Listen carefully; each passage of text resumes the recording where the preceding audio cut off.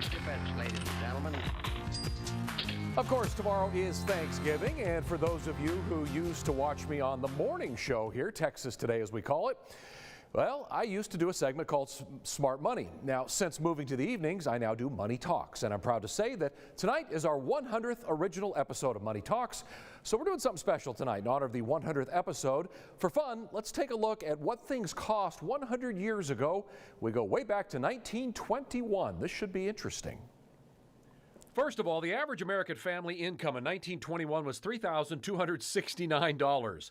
That translates to just over $42,000 today, which is much less than the average family salary now of $56,000. And that means the average family has more purchasing power today. But wouldn't you love to take your salary from today and then slide into the roaring 20s? You'd be living pretty great. Housing is not one of those items that has gotten cheaper. Just under $6,300 for the average home in America in 1921, which would have been $77,339 today. Financing has gotten more creative, and certainly the things that we put in homes are more elaborate and much more modernized. A dozen eggs were only 47 cents, but that translates to $6.06. We don't pay close to that. So would a manicure cost more or less today? How about getting those nails done for $3.22? That's laughable in today's money. And after a tip, you're looking at like $40. I got my daughter married this past May. $400 for the average wedding 100 years ago, which translates to $5,000 in today's money. That's a far cry from the average wedding in America, which now stands at $33,000.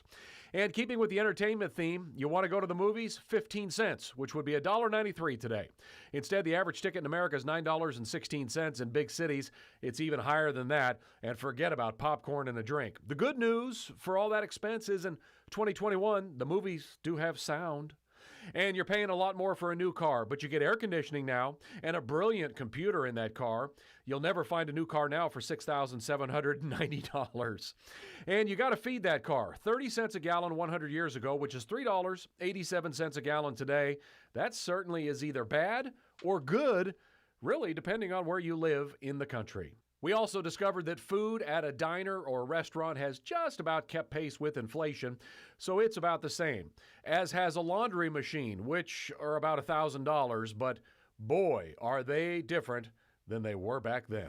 Yeah, can you imagine paying $1,000 for that thing? All right, the truth is that goods and services have come down in price. Now, certainly not everything, but when you think about how many Americans have cell phones and flat screen TVs, there is no doubt that modern times are better times, I think, especially when it comes to food, much more so than the roaring 20s. And also keep in mind, you can order a drink in a bar or a restaurant as well. No prohibition, ladies.